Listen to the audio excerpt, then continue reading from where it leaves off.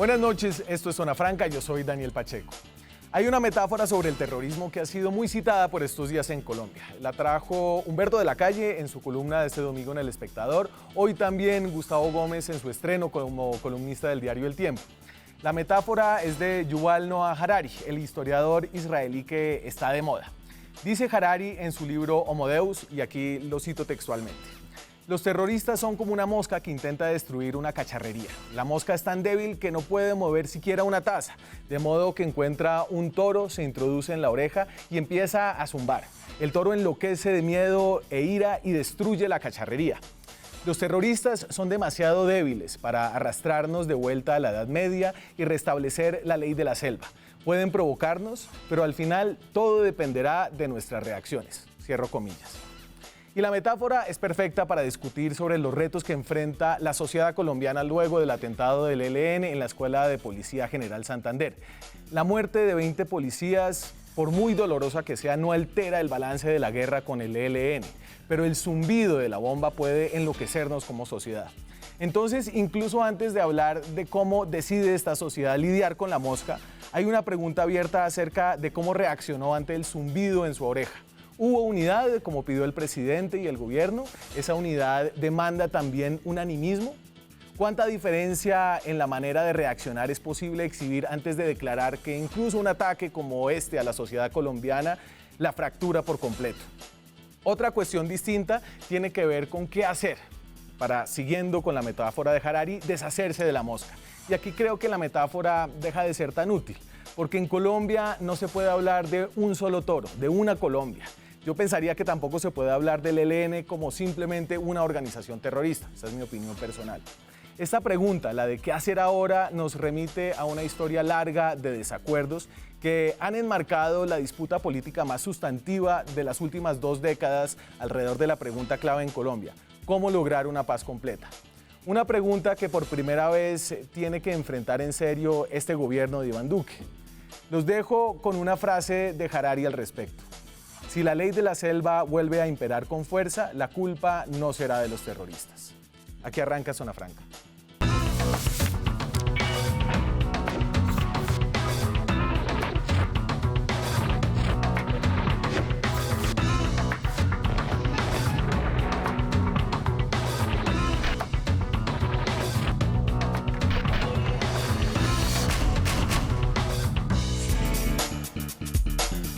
Y me acompañan esta noche para hablar de nuestra reacción como sociedad, del tema específico de la negociación con el ELN, Ángela María Robledo. Ella es representante a la Cámara actualmente, tiene una larga historia de activismo político, de academia en Colombia.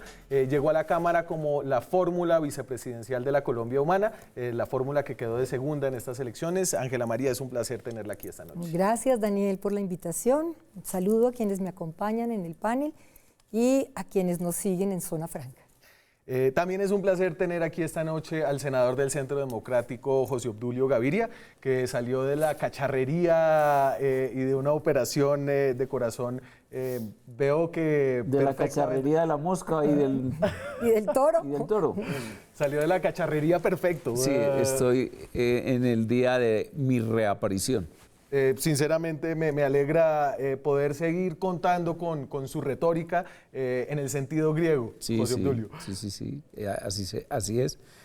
Y estábamos comentando tu comentario sobre uno de los programas más, ¿cómo fue que lo definiste el año pasado? Difíciles, tal vez, sustantivos también. Que espero que el de hoy también sea igualmente tenso. No creo. El otro se refiere a un programa que tuvimos con el senador del Polo, Iván Cepeda, con quien además de profundos desacuerdos ideológicos hay una relación personal tórrida, ¿no? Así es. Pero yo no sé si su corazón aguanta más de esos debates. Ya el corazón de un cardíaco es desapasionado, entre otras cosas por recomendación médica. Luis Eduardo Celis es analista de Red Pro de Paz, ha sido un analista específicamente de lo que tiene que ver el largo proceso de diálogo que ha tenido el gobierno colombiano, los distintos gobiernos colombianos con el ELN. Gracias por estar aquí, Lucho. Daniel, muchas gracias por la invitación, un gusto estar con Ángela María y muy contento de ver al senador José Obdulio ya pues recuperado y participando de la vida política. Muchas gracias, Lucho, muy amable. ¿Red Pro de Paz qué es? La Red Pro de Paz es la instancia donde se agrupan los programas de desarrollo y paz.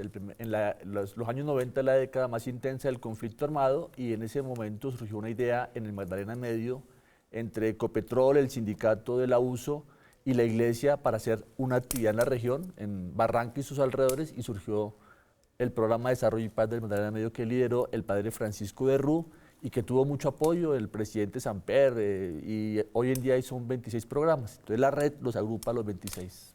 Incluye al presidente Uribe, que también cometió el error de apoyarlo. Y en la época del presidente Uribe los programas tuvieron mucho apoyo, eso es totalmente cierto, de apoyo de la Unión Europea. Error no. Desde mi punto de vista. Pues yo era decana de psicología en esa época y como decana de psicología teníamos muchísimos programas en el campo de psicología social de proyectos en la Javeriana y era un espacio de formación maravilloso para nuestros estudiantes. Y recuerdo en todas las evaluaciones que han hecho distintas entidades, José Obdulio, que los resultados y el trabajo de ese programa significó lograr disminuir tantas tensiones sociales en la región. Entonces también el jefe de las FARC en esa zona era Timochenko y el segundo a bordo era Álape. Y con ellos ya se puede hablar aquí a calzón quitado cómo les fue de bien con ese programa. Por eso, a eso me refiero. Yo lo que creo que le fue muy bien, bueno, sin cambiar el punto, le fue muy bien también y protegió muchas vidas de la sociedad civil. Eso es lo que le he oído decir tantas veces a Francisco de Rú de manera documentada. A ver, y entonces aquí evidentemente hay un largo trasegar en este enfrentamiento constante que desafortunadamente ha tenido Colombia y han tenido ustedes con la guerra, con el terrorismo, con el conflicto. Y hoy estamos de nuevo un poco frente a esa situación y de nuevo estamos en la pregunta de cómo fue que reaccionamos y qué dice esa reacción acerca de quiénes somos como sociedad colombiana. Obviamente este no es el único atentado que hemos vivido, entonces volvemos. ¿Y usted cómo siente que volvimos a reaccionar frente a este atentado del ELN, Ángela María? Pues Daniel, yo estuve en la marcha, caminé, les contaba, yo he salido a muchas marchas porque yo creo en la salida negociada del conflicto y creo que son las víctimas las que tienen la clave para la reconciliación. Porque aquí nos hemos equivocado los políticos, aquí también ha habido, se han equivocado los subversivos, muchas veces los medios de comunicación, y escuchando a las víctimas, porque yo he salido a tantos lugares de Colombia, creo que la clave de la reconciliación la tienen. Y en esta marcha, que me dolió profundamente lo que pasó, si bien hubo tantas movilizaciones, tantos temas, tantas consignas, la que yo sentí, la que yo oí ayer en Bogotá fue el rechazo unánime a tener más víctimas en Colombia y la protección y el señalamiento de que hay que proteger a nuestros policías, a nuestros militares, pero también a los líderes y lideresas sociales. Creo que eso fue un denominador común y en términos de lo que tú señalas, unidad o no, no fue la marcha del 2008, lo decimos, este país cambió y eso me alegra.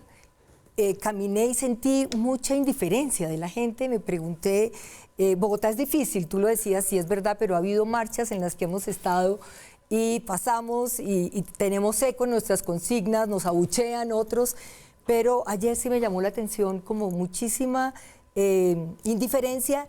Y yo creo que esto también cae en algo de, hay un cansancio de la gente respecto a quién se apodera de esto y también creo que pasa por la enorme sospecha que hay sobre el fiscal general de la Nación.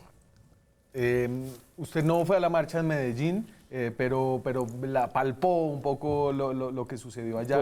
Por desrecomendación médica. ¿Y cómo sintió, cuál fue la voz de esa marcha? Enérgica, una gran energía.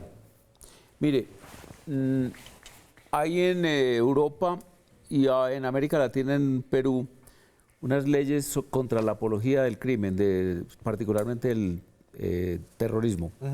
Y los dos verbos rectores son enaltecimiento y justificación del terrorismo. Y obviamente la humillación de las víctimas. Está incorporado como dos conductas. Colombia ha tenido mucha apología del terrorismo, incluso desde el Estado, y desde la academia, de los medios de comunicación, de nosotros los dirigentes políticos. Y yo creo que eso ya tiene que terminar. Y la marcha que comenzó en el 2008 contra las FARC es la de ayer, una continuación de esa expresión popular en contra del enaltecimiento del terrorismo, contra sus actos, contra sus crímenes y obviamente contra las organizaciones y las personas que lo representan. Y hay que recordar que el terrorismo del ELN es un terrorismo continuado. El año pasado hubo gravísimos actos de terrorismo del ELN, por ejemplo. Una bomba al CAI en Barranquilla. Aquí al lado. En la Macarena. En la Macarena murió un y la bomba, del SMAT. Tengo información más o menos creíble, muy bien fundamentada, de que la bomba del Andino la hizo una especie de organización adlátere del ELN que se hace llamar ERP, con componentes de universitarios de Bogotá. La fiscalía no pudo probar eso. Déjeme, yo le pongo algunas voces. No pudo probarlo, tuvo Mateo. No. ¿Cuánto tiempo detenido y le tocó Mateo liberarlo? sí que es un desastre. El tema del Andino tiene este epílogo. Una de las primeras muchachas, inclusive creo que era profesional abogada, que fue liberada por el fiscal, apareció al final del año pasado con camuflado en un evento del ELN. Déjeme, y Lucho, nosotros nos encontramos en la marcha. Yo también estuve no solamente cubriendo la marcha, también fui con mi esposa a caminar. Y estas son las voces que recogí de esa marcha, que creo que van a mostrar algo de unidad y también poco unanimismo. Entonces, estaban estas dos voces que ustedes traen acá a este programa ayer en la calle en Bogotá. ¡Que viva la Policía Nacional de Colombia! ¡Viva! ¡Viva! ¡Viva! ¡No al terrorismo! Primero, solidaridad con el luto de nuestra policía. Segundo, que todos los colombianos estamos unidos frente al terrorismo. Sin distingos políticos. Sin distingos políticos. ¡Abajo los asesinos! ¡Abajo! Tenemos que decirle no al terrorismo, no a la violencia. ¿Hay que tener miedo? Nunca hay que tener miedo. Este es el momento de la unidad. Este es el momento donde no importan las diferencias políticas. ¡Asesinos! ¡Asesinos!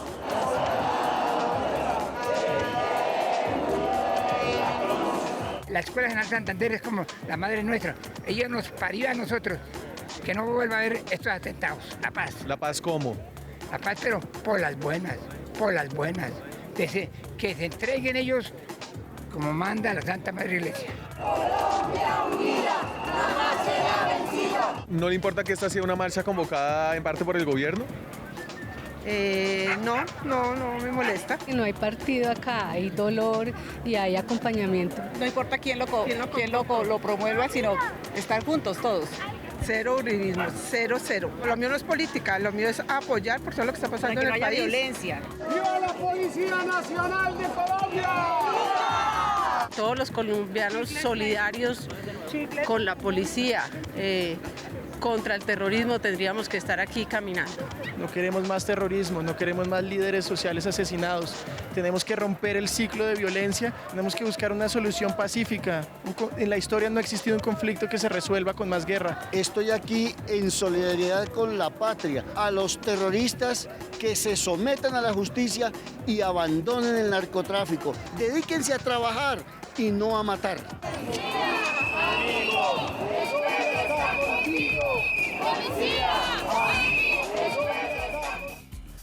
Esa fue un poco la cacofonía de voces que hubo ayer. Había mucha gente del uribismo, había mucha gente del centro, de la centro derecha. pero también había gente distinta de la izquierda, había gente del centro. ¿Usted qué encontró allá que se caminó la séptima, Lucho? Sí, no, yo creo que bueno, nuevamente tenemos el rigor de la violencia, de este acto tan duro de la escuela de policía y pues nuevamente insistir en la solidaridad con las familias. Pues a mí me parece que lo de ayer fue muy interesante porque, como tú lo has dicho, lo hemos visto, es una pluralidad de voces que yo creo que nunca habíamos tenido. No tengo un referente que uno pueda decir, mire, gente del uribismo, gente de los verdes, gente que la convocaba el sentimiento de dolor. Entonces, y también hablamos con Ángela María antes, lo que generó la misma convocatoria. Voy a marchar, no voy a marchar, si marcho. Yo creo que es un ejercicio muy interesante de reflexión y de acción colectiva. Pero también la misma marcha muestra las dificultades que tenemos. ¿Cierto? Su tamaño, en Bogotá salieron entre 15 y 20 mil personas, es decir, no fue una afluencia masiva. Sí, realmente una cosa muy pequeña para el mensaje que se quería mandar de Acción Ciudadana. Y yo veo que seguimos muy polarizados. Por ejemplo, este joven en Medellín que se coloca una camiseta donde dice no apoyo la guerra de Uribe ni de Duque y lo amenazan de muerte. Están las imágenes de este joven que ha sido y entonces, bueno, yo creo que eso muestra lo difícil que tenemos todavía de buscar un punto de encuentro en el que que es la defensa de la vida. O sea, a ver, usted me habla de los lunares de la marcha y yo creo que son lunares porque son pequeñas manchas en una superficie que fue en general blanca. Y yo sentí mucho cariño hacia la policía, de mucha gente. Muchísimo. Pero hacia el ESMAD incluso. Sí, hacia la policía. Mucho cariño al ESMAD. Pero no había... Nosotros no tuvimos ESMAD, estaban los policías. Estoy hablando en serio. No había ESMAD. Es que yo soy un gran animador de la presencia del ESMAD. No, pero no había... Aquí, José Obdulio, aquí no hubo ESMAD, aquí estaban los policías. ¿Para qué lo iba a haber y no hubo por eso ningún acto, además de... Por eso dices que mucho cariño al ESMAD, eso será parte de lo que habrá que mirar con la nueva marcha de los estudiantes, que entre otras pospusieron su marcha que eso es otro tema. Usted es una de las grandes promotoras de repensar Yo soy una gran promotora de repensar el SMAT. Pero lo que creo, Daniel, es que yo sí creo que aquí, como dice Lucho, aun cuando fueron pocas las personas que salieron, fue muy debatida, hubo mucha deliberación de si salir o no, de cierto sector, y salieron argumentos que a mí me parecen muy importantes. Pero el denominador común fue las víctimas. O sea, no fue solo quizá esa hermosa imagen de Edgar Jiménez que sacó, que es la líder Maritza Quiroz asesinada y al lado Alejandro, el joven policía. Eso muestra, digamos, lo que tenemos y lo que nos convoca. Y entonces fue para nosotros muy interesante que pudiéramos volver a establecer ahí una conversación con Sergio Fajardo, con Jorge Robledo, con la gente de defensores de derechos humanos. Allí estuvimos y nosotros no salimos a atacar al uribismo, nosotros salimos a defender las víctimas y a defender la paz. Eso sí, clarísimo. A ver, usted hace una frente lista... al tema. Y es no apología al terrorismo cuando se grita que hay que buscar el esfuerzo de la negociación. Yo no creo que quienes lo dijeron sea una apología al terrorismo. Dos comentarios. Primero, a mí no me parece marchas desnutridas un domingo de enero, prácticamente llenas las calles, tanto en Bogotá como en Medellín y como entiendo que Cali y Bucaramanga. A mí me parece que es una buena expresión de movilización y caudalosa por lo demás. ¿Comparado a qué? No, en sí misma, como una marcha de protesta en un momento en donde la comunidad no estaba en actividades laborales, está en vacaciones, está fuera de sus ciudades, etc. Sí. De manera que me parece que eso está bien. Y segundo, en la camiseta de ese provocador de Medellín, había también una especie de contraposición entre quienes denuestran contra el terrorismo del ELN y como si fuesen ellos los responsables de la muerte de los líderes sociales. Y la muerte de los líderes sociales hasta donde tengo información, el principal componente de los asesinatos son las disidencias de las FARC y el ELN. Además de otros grupos. A ver, entonces... pues tienes más información que el fiscal general aquí, de la Nación. ¿Quién salió y quién no? Que lleva 2 años diciéndole que investigue y solo el viernes antes del plantón estableció, después de 2 años de pedirle que trabajara sobre la hipótesis de la sistematicidad, que hay sistematicidad. ¿Quién salió y quién se quedó en esta marcha? ¿Cuáles fueron los sectores? Y creo que aquí es importante porque en efecto hubo un debate anterior acerca de si salir o no salir. Evidentemente no salir a una marcha también es tomar una posición que es legítima. ¿Cómo estuvo los sectores? Mándamela. Entonces, los que no fueron y los que sí estuvieron. Estuvo el presidente y todo el gobierno, estuvo el uribismo, estuvo Álvaro Uribe, estuvo el expresidente Juan Manuel Santos, estuvo el expresidente Andrés Pastrana y estuvo lo que se podría llamar, y ahí está usted, por si no tiene gafas. ¿Estoy donde? Usted está ahí con... en el video, sí. Juan Fernando Cristo, sí, con Claudia López, en la Javeriana, Fajardo, sí, con Claudia López, Antonio Sanguino, Antonio Navarro. Sanguino, pero digamos, estas son las caras más reconocidas de ese movimiento variopinto de oposición. ¿Cierto? El gobernador de Nariño marchó acá en Bogotá. Camilo llegó a Rafael marchar. Pardo. ¿Y quién no fue? Guillermo Rivera. ¿Rafael Pardo fue? Rafael Pardo fue. Claro, estaba a la vera del camino, pero estaba con su banderita blanca. No fue Gustavo Petro y no fue el partido FARC. Básicamente esos fueron los únicos 2 sectores políticos que no se sumaron. Yo ahí tal vez por su falta de relevancia dejé por fuera a los conservadores, al partido de la U, a los liberales, al Cambio Radical, que también son importantes en esta discusión. También estuvieron, sí, claro. ¿Cierto? Entonces solo no estuvo Gustavo Petro. Y hablábamos de los lunares, ustedes hablaban del muchacho, de la camiseta en Medellín. Esto fue lo que pasó tanto en Bogotá, hubo algunos lunares, como en Medellín.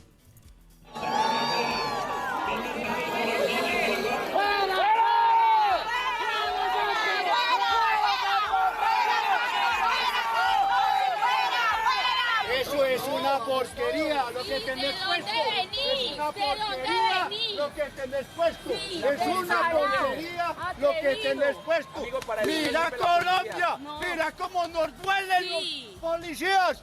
¡Porquería! ¡Eso es una porquería! Y esos fueron algunos lunares. De nuevo, lunares, creo yo, ¿no?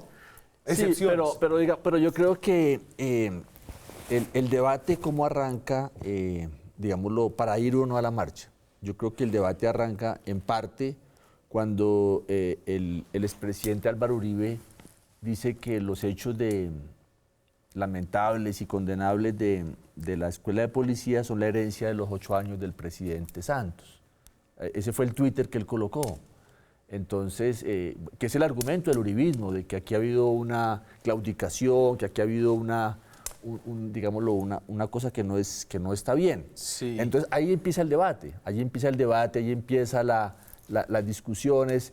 Esto se agudiza también con la decisión del presidente Duque de cerrar definitivamente la posibilidad de un diálogo con el ELN el viernes. Entonces, eso anima el debate, la discusión que existe, que es real, que no podemos soslayarla, pero que por encima de eso yo creo que lo de ayer, el domingo, es histórico porque muchas vertientes políticas y ciudadanas confluimos en un espacio. Y entonces el trino del expresidente Uribe al que usted se refiere dice: qué grave que la paz hubiera sido un proceso de sometimiento del Estado al terrorismo, justo el día en que sucedió la bomba. Cuando regrese de comerciales le leo el trino de Gustavo Petro, que de alguna forma le añade leña a esta hoguera en medio de la unidad. Ya regresamos.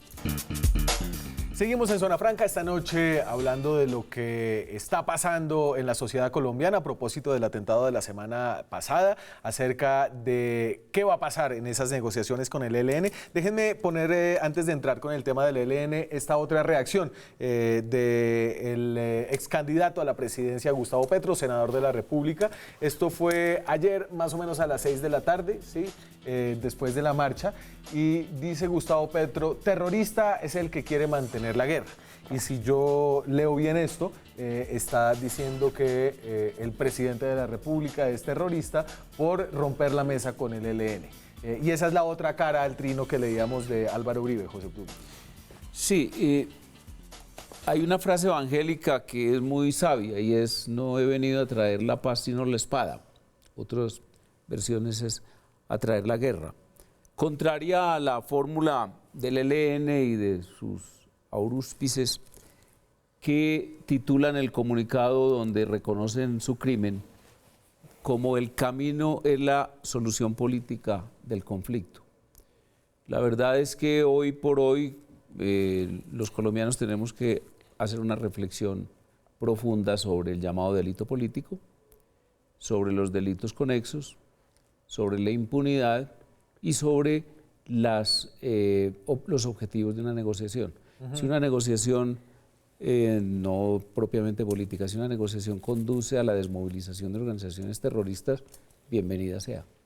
Y esa negociación supone interrupción inmediata para mostrar la voluntad de paz de cualquier actividad que no se va a llamar cese de hostilidades propiamente, sino actividad criminal, como por ejemplo el secuestro, el manejo de minas ilegales, sobre todo de oro, tanto en Colombia como en Venezuela, y el protagonismo que hoy están teniendo tanto el ELN. Entonces, lo del Evangelio es la posición del gobierno. Que se asimila a la posición liberal moderna. Pero eso es del Antiguo Testamento. Que es, ¿No es del Antiguo Testamento? No. Parece una cita del Antiguo Testamento. Pero sí, pero no es porque ese era el Dios vengativo, digamos, el otro es el Dios amoroso.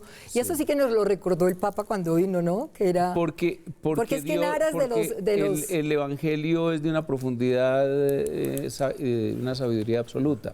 Entonces, es el hecho de que el poder, el ejercicio firme de la autoridad y sobre todo autoridad cuando se está hablando legítima, es un hecho indiscutible. Pero José Obdulio, mira, es que me parece estar repitiendo, porque yo he compartido con José Obdulio muchos programas, ¿cierto? Me parece estar repitiendo lo que fueron los argumentos previos. Yo soy muy repetitivo. ¿Cierto? No, la historia. Los argumentos previos a la negociación con la FARC, igualitos, son los mismos argumentos. Sí, claro. Y realmente... Por eso ellos no marcharon, porque no son tan caraduras. El negocio, digamos, yo creo, en esa época, ¿qué se decía?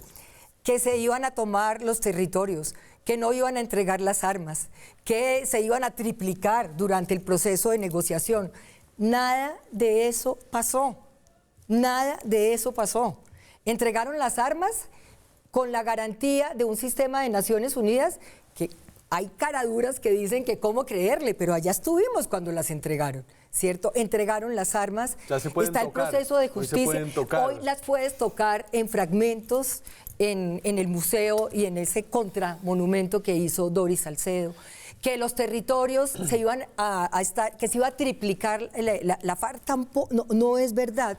Que el delito político era el escudo para cometer cualquier delito, no es verdad. Esto está acotado, esto tiene un reconocimiento internacional. Pero a ver, Ángela María, déjeme preguntarle. Entonces es como devolvernos cuando pasa esto. Volver a la posición de Petro que usted dejó pasar, pero yo lo tomo aquí con la interpretación evangélica que hace José Obdulio. Yo respeto mucho el evangelio, pero pues yo creo que digamos como este fragmento, digamos que pero es que había una frase...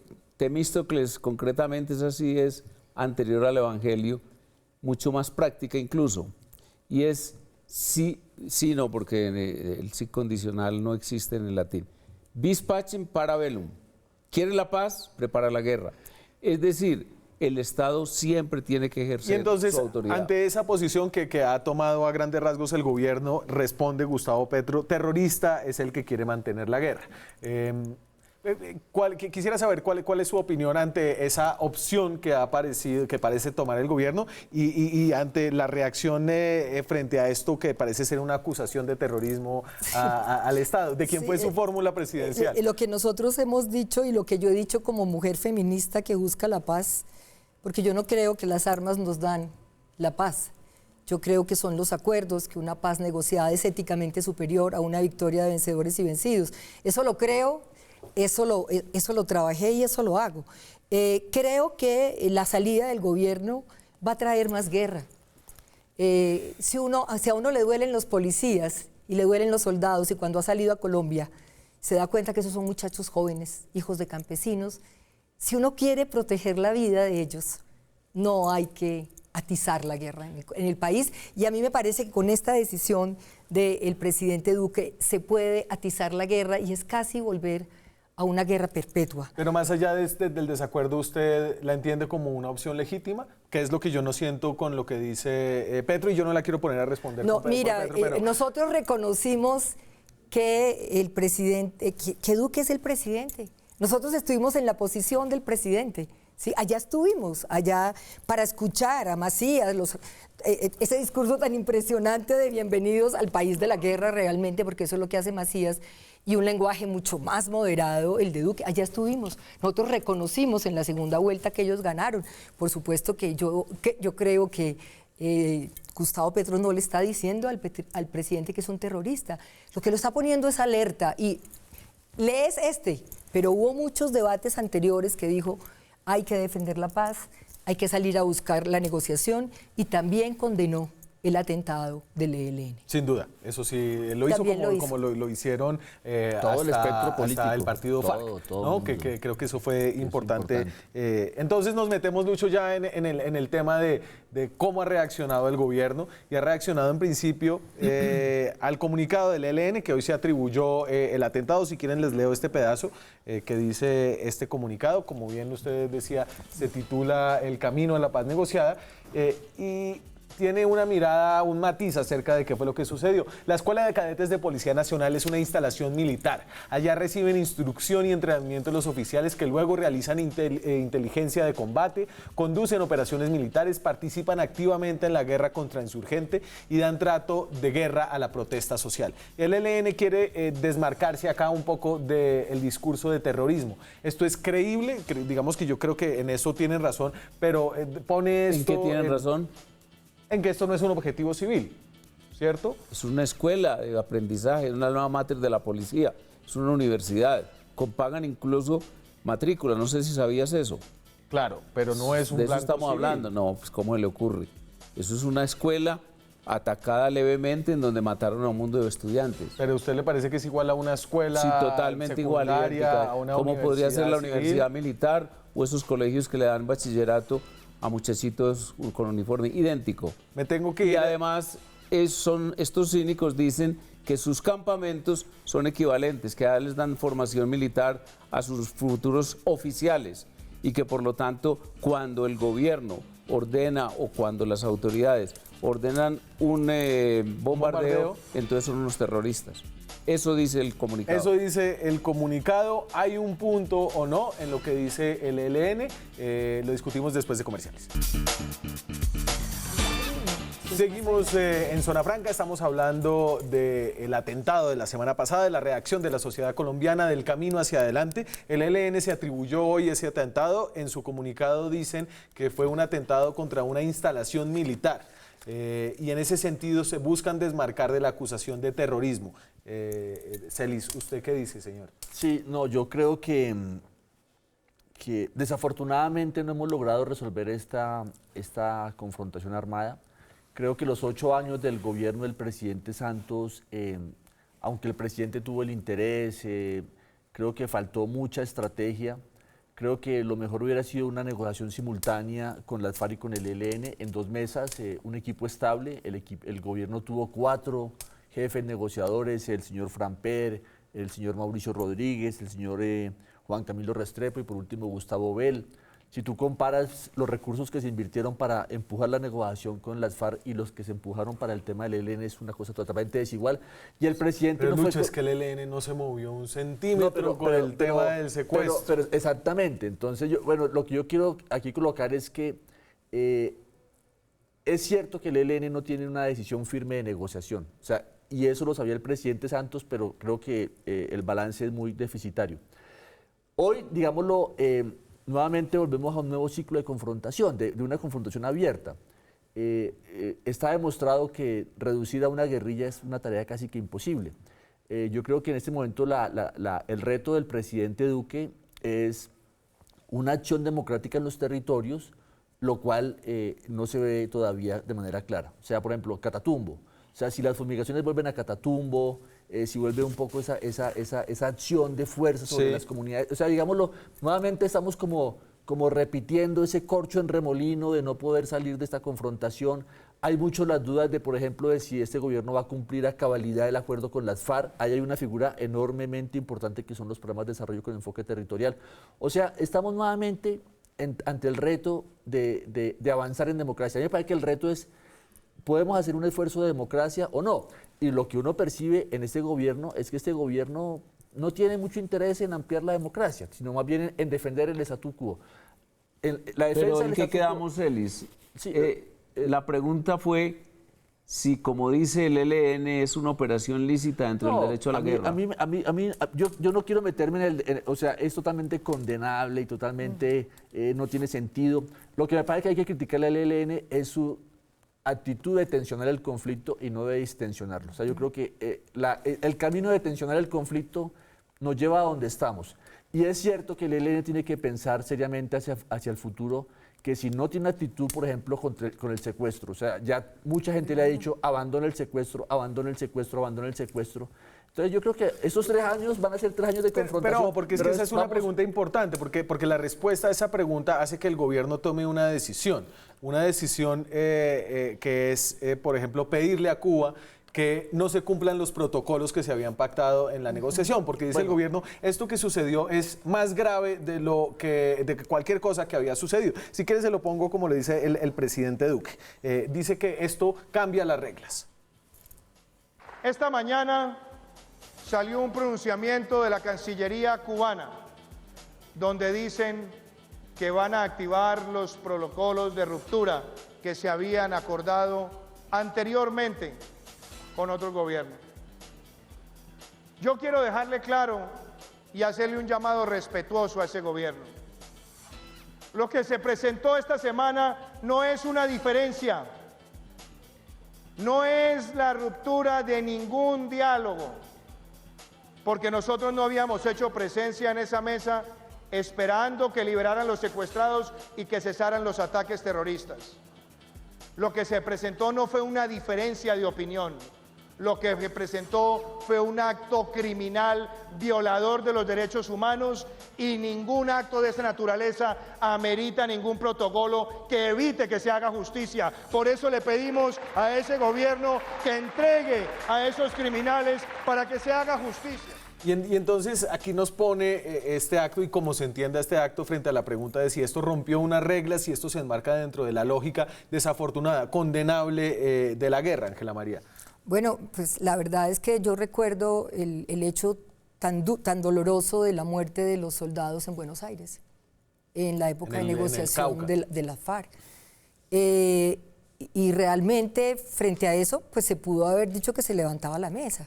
Sin embargo, había una voluntad de preservar la paz y la paz en los territorios más allá de este tipo de situaciones que pueden ser absolutamente dolorosas.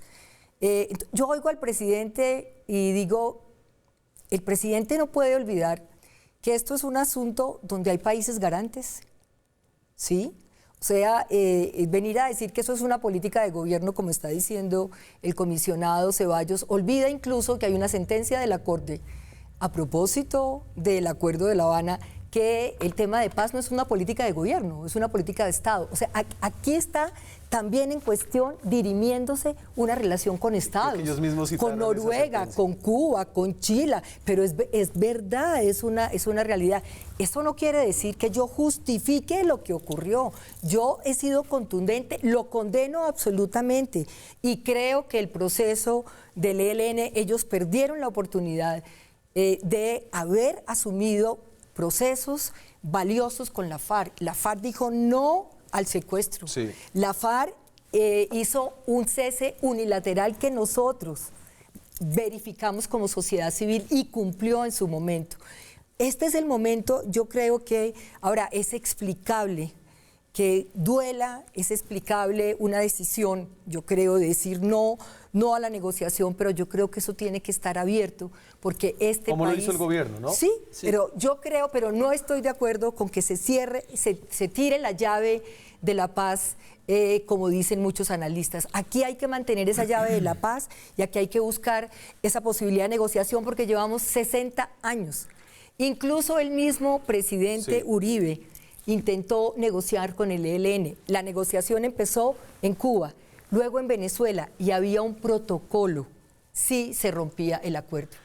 Entonces, aquí hay compromisos internacionales que este país tiene que entender y que este gobierno tiene que entender. Toda la negociación política, comillas, con el ELN parte de la claudicación del Estado y de su sometimiento por el miedo, concediéndoles primero impunidad absoluta y segundo participación política, que está negada, entre otras cosas, por el tipo de crímenes que han cometido. El protocolo es un protocolo que además está enmarcado en el lenguaje que el ELN utiliza en su comunicado. Por ejemplo, habla de las fuerzas gubernamentales como si fueran pues un movimiento de unas tropas que se van a enfrentar a otras tropas. Eso es pura carreta. Aquí estamos hablando de secuestradores, narcotraficantes, asesinos, contumaces. Por lo tanto, el protocolo fue un documento sumamente exótico, firmado por el presidente Santos y por su loquero del momento, porque es evidente lo que dice Celis. Eso era una cosa tan enloquecedora. Y por 6 países. Que 4 por el loqueros. Excomisionado de paz del gobierno de Uribe, por Fran Per. Exactamente, que es una cosa inaudita, un loco. Entonces, el loquero. Y por los embajadores se de vuela. esos países. Ahora, en medio de esta, comillas, situación, el ELN decide darle un balazo a un pueblo, que es un acto terrorista en una escuela de formación de policías. Y quieren que el protocolo se cumpla para que ellos huyan, para que ellos se refugien nuevamente en Venezuela y desde allí comiencen a intervenir en la vida política, social, económica y sobre todo de seguridad de los colombianos. No, hay que capturarlos, señores de Cuba, y ustedes tienen que ayudar. Y las Naciones Unidas han proclamado su fervorosa decisión de contradecir todo ese lenguaje y han atacado duramente al ELN como actor, por su acción terrorista. Y ahí hay un debate grande, un debate que podemos seguir teniendo después de la pausa. Seguimos en Zona Franca. ¿Qué va a pasar con el ELN? ¿Cuál es la nueva postura del gobierno? Hoy el comisionado de paz, Miguel Ceballos, dejó entrever que el gobierno piensa incluso en repensarse el estatus mismo del ELN y eso significaría las posibilidades de negociar políticamente con él. Esto dice el alto comisionado de paz. Hace una semana se anunció que el Consejo de Seguridad Nacional, en implementación de la prórroga de la Ley 418, está haciendo la evaluación de los distintos grupos armados y una posible evaluación de esos distintos grupos armados es precisamente dejarlos de considerar o no si son actores dignos de tener un acuerdo de paz. Eso está en evaluación. Entonces, el gobierno plantea repensarse profundamente el estatus mismo. Eso tendría algunas consecuencias jurídicas, tal vez no permanentes, pero sí para estos 4 años. Sí, Daniel, unas palabras muy corticas. Uno, yo creo que tenemos que más largas porque los políticos han hablado mucho esta noche. tenemos que tener gratitud con Cuba. Yo creo que me parece que lo que ha hecho el presidente Duque, el canciller, el comisionado de paz, colocando a Cuba contra la pared realmente es tremendamente injusto. Yo creo que tiene que haber seriedad en los compromisos. Y aquí hubo un compromiso del gobierno del presidente Santos que heredó el gobierno del presidente Duque y era que había un proceso. Por lo menos había una delegación en La Habana con una serie, digámoslo, de pactos entre los cuales está, si esto no funciona, si esto se acaba, ¿qué va a pasar? Eso está, hoy Caracol lo sacó, sí, hay un protocolo. Aquí yo lo tengo, si quieres se lo muestro, mire, ponga rápido el protocolo. Es un protocolo en caso de ruptura, tienen 15 días para irse y por ejemplo el gobierno colombiano se compromete a esto. El gobierno colombiano solicitará a quien corresponda las autorizaciones y apoyos necesarios y otorgará las que se necesiten para todas las operaciones de retorno de la delegación. De hecho, en el gobierno del presidente Uribe también para esa mesa del 2005-2007 existió un protocolo igual, o sea, igual de detallado. Inclusive era tan distinto que 2 de los negociadores del ELN estaban en la cárcel. Y salieron. También para este gobierno pero yo lo que quisiera recordar... Salieron de la cárcel y regresaron a la cárcel. Pero yo quisiera recordar, yo quisiera decir algo, y es que esto de cambiar el estatus del ELN lo tenía este gobierno pensado desde meses atrás. La reforma a la ley 418 de orden público, la que invoca José Obdulio, traía esto claramente establecido. El que fuese el Consejo de Seguridad, que fue un enorme debate que dimos, el que establecía el estatus. Y había un artículo 4 que prácticamente señalaba que era imposible negociar con el ELN. Es decir, ¿qué es lo que pasa? Este atentado que es horrible, que es monstruoso, lo único que hace es ratificar una decisión que el gobierno ya traía, que era romper la mesa de negociación, que nunca hubo negociación, pero digamos, proceder de esta manera, declararlos terroristas, no había ninguna Habla bien del gobierno eso. No había, así ganaron, por eso yo digo, ¿qué esperar de un gobierno que cree que la salida es la guerra? No quiere abandonar, es seguir la guerra. No quiere abandonar el secuestro, hace actos terroristas. ¿Cuál sería la opción? Por eso, lo que yo digo es que Ceballos no venga a decir que por esto se rompe. Él reconoce que nunca hubo mesa de negociación, pero el gobierno venía planeando esto. Lo que quiero decir es que ocurre esto, pero ya había una voluntad de este gobierno. Este gobierno no cree en la salida negociada. Este gobierno no cree que la guerra destruya este país. Este gobierno cree que es posible dominarlos, que es posible controlarlos. La historia nos ha mostrado que no es posible.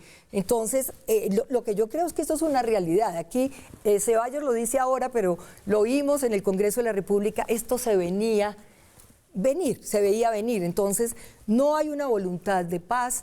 Yo sí creo que es una continuidad de la guerra. ¿Y cuál es la salida? Nosotros vamos a seguir insistiendo y que hay que encontrar, digamos, actitudes del ELN, gestos reales y contundentes para que se abra la posibilidad de la negociación y desde la sociedad civil, siguiendo el texto del cual arrancas tú, que no serán los terroristas los que nos fijen la ruta, sino la sociedad civil y la ciudadanía, que vamos a seguir pidiendo y exigiendo una salida negociada. Bueno, pero Celis es estudioso del tema de la violencia como yo incluso publiqué en el gobierno del presidente Uribe sofismas del terrorismo, ¿qué es eso prácticamente? Y la afirmación de Ángela no es cierta, de que sean indestructibles e inderrotables. Por ejemplo, toda la guerrilla de Perú fue derrotada sin negociación. Y siquiera hablemos de Chile del MIR, también fue derrotado sin negociación. Y siquiera hablamos de los montoneros, fueron derrotados sin negociación. Los montoneros de ¿Esa es su vía? Uruguay. Entonces, esa es la No, hay que enfrentarlas. Pero es que todo el mundo sabe muy bien que a quien tenga como designio secuestrar, destruir los ríos con la explotación ilegal del oro sobre todo, y expandir el negocio del narcotráfico, hay que acabarlo. Cuando uno sale a Colombia y ve a los territorios y oyes a un general en el Cauca que dice, mire, si es posible someterlos en un territorio múltiple, diverso, lleno de lugares difícil de acceso, por eso 60 años y no se les ha podido derrotar, eso es una realidad. Luis Eduardo Celis, señor, usted tiene la última palabra. La última palabra te da. Uribe no los derrotó. Yo tengo 3 mensajes y una pequeña réplica. Mi primer mensaje es, el camino de la derrota de la guerrilla no es un camino viable. Yo creo que eso vamos a llegar al 2022 con esto sin resolver. Mi segundo mensaje es para el ELN. El ELN tiene que decidir si quiere ir a una negociación, para eso tiene que tener una actitud flexible, suspender el secuestro y realmente apostar a la participación de la sociedad que tanto ha convocado. Y mi réplica muy respetuosa para el senador José Obdulio Gaviria es, ya que mencionaste el caso de Mateo Gutiérrez, la justicia dijo que era inocente. O sea, la justicia ya dijo que es inocente. Yo creo que no debemos de volver a traer casos que no ayudan a la convivencia y al debate. Y agradecerte a ti por la invitación. No, señora, a ustedes por estar aquí. Muchas gracias. Y a ustedes por vernos. Nos vemos mañana con más periodismo, con más debate, con más opinión. Chao.